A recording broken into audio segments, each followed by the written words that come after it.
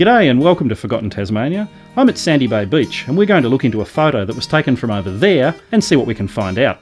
This photo of the beach, Long Point Sandy Bay, was taken by John Watt Beattie around 1900. We have an earlier photograph too. In the last episode, my mate Jim rephotographed it from the very same spot 120 years later. Now I want to know about everything I can see in the photo and what was going on in the world that made it all possible. I've been filming around the area for weeks.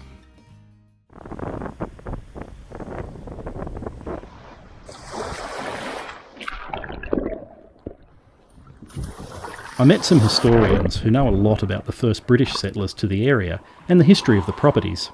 My parents moved down there into Sandown in 1948, so my brothers and I and sister, we were quite familiar with the area right through that period.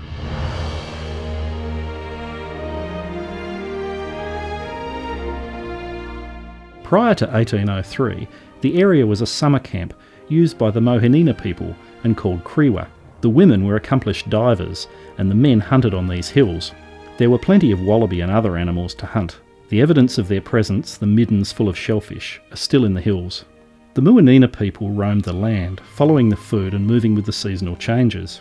The Reverend Knopwood wrote in his diary about meeting a group of 200 or more at Browns River on October the 9th, 1807. They were mostly women and children, and he stayed with them until their men returned at 5 o'clock, and then Knopwood gave them gifts. The goodwill between these two people was short-lived, and threatened by the white presence, the Mohanina people reluctantly stopped visiting Kriwa.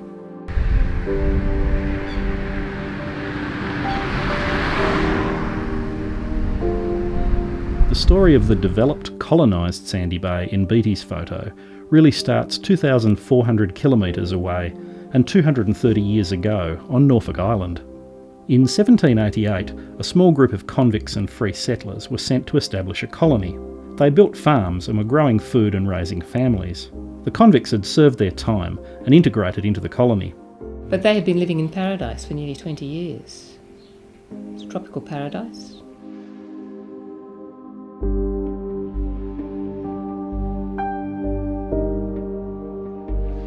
Norfolk Island was difficult to access and there'd been plenty of shipwrecks. So by, I think, 1805, they realised that they needed to move people on, and it wasn't until about late 1807 the first group were evacuated. Around 1806, the British government had a Yes Minister moment and kicked them off the island. The Norfolk Islanders really were sort of exiled 3 times over. They were promised, because the ones who had farmed the land, they were promised money in compensation. They were promised so many acres in compensation. When they arrived in Hobart Town was on the brink of starvation. When the first batch of these government-sponsored boat people arrived, someone had to decide where to put them. Hobart Town existed as shacks and shanties along the Hobart Town rivulet. The Reverend Knopwood was farming at Battery Point and hunting along the banks of the Derwent River, shooting kangaroo, birds and other game. George Prideaux Harris and William Sladden arrived with Governor Collins. They received land grants and were farming in 1805. The Norfolk Islanders were also farmers, and they would need good land with easy access to running water. I had assumed they all settled at New Norfolk, but they were sent to Glenorchy, Clarence Plains, Pittwater, Richmond, the Derwent Valley and the north of the state. A bureaucrat suggested settling them at Risdon Cove, but farming there was a proven failure. So some of them were granted land south of Hobart Town, at what we now call Sandy Bay, a part of Queenborough which extended from the Sandy Bay rivulet to Browns River in Kingston. They didn't have it easy in Van Diemen's Land. Just imagine leaving that, being sent to Van Diemen's Land, 42 degrees south, much colder. And they were not young, many of them being in their 50s and having spent the last 20 years farming without the aid of modern machinery. It was backbreaking work and they had to start all over again. Luckily they had their families with them and the children were pressed into service. The Norfolk Islanders really built what we now call Sandy Bay from scratch. Bernard Walford's grant was further around, so we can't see it in the Beattie photo, but that land became important in the development of the area. Walford was transported to New South Wales for having a basket of stolen clothes in his possession, and then he was sent to Norfolk Island. He served his time and became a farmer with 40 acres, 20 of which was under cultivation. He was granted 91 acres around what we now call St Canice Avenue. He seems to have let his daughter run the property, Sandy Bay, because he was managing from 1820. He was managing pubs in Hobart. He had the Adam and Eve in 1820, the King George in 1827, the Joiners Arms in 1828, the Duke of Clarence Inn in 1844, and Mountain Retreat in 1866. And everybody knows where Mountain Retreat is because it's now a doctor's surgery in South Hobart, same building. Yep. That was his last pub. James Sharp bought Lionel Walford's grant and John Cropper's grant, and he built 3 houses, one at 1 St Canice Avenue, Ellington in Braddon Avenue, which was demolished in the 1960s, and Strawberry Hill in Lipscomb Avenue. Sharp built the house at number 1 St Canice Avenue, and the current owner kindly supplied me with historical books and records. Because there were 2 estates down there, the Sandown estate and the Nutgrove estate. The Nutgrove house is still there in Nutgrove Avenue, and Sandown house was a big double-storey weatherboard place that fronted onto Sandown Avenue. That's long since gone. Nutgrove Beach gets its name from another owner who bought 2 acres of James Sharp's land. Nutgrove House was built in the 1880s by John T. Reed, a farmer. He called his 2-storey weatherboard home Nutgrove after a small orchard of walnut trees on the land. These were most likely planted by James Sharp, and that's where we get the name Nutgrove Beach, which is used today, instead of long Sandy Bay Beach. Nutgrove House still stands today. Edward Fisher's grant, he had 85 acres, which extended from the building blocks on the southeastern side of Nutgrove Avenue to Long Point Road, from the river up to the slopes of Mount Nelson, and Farn School is built on Fisher's land. Edward Fisher's 85-acre land grant was between Sharp's land and John McLeod's grant. The lower half of these 2 grants became Long Beach Reserve. Fisher's family lived on this land for 80 years. John McLeod was granted 36 acres and most of what you can see in the Beattie photo. Edward Garth had 2 grants, one of 61 acres between Harvey's Lane and Morweera Avenue, which included the Manning Rivulet. He sold half of that to William Proctor, who we remember for Proctor's Road. Part of the grant stayed in the Garth family for 115 years. The other grant was 33 acres at Garth's Point, which we now call Blinking Billy Point.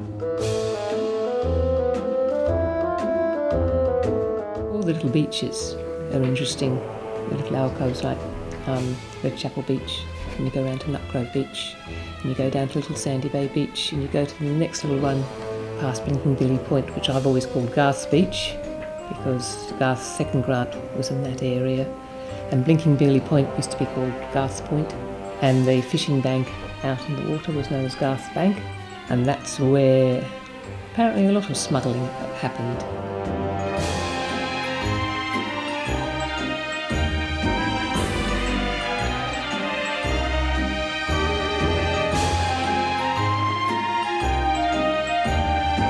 Little beach down from what was Garth's grant and now Alexandra Battery.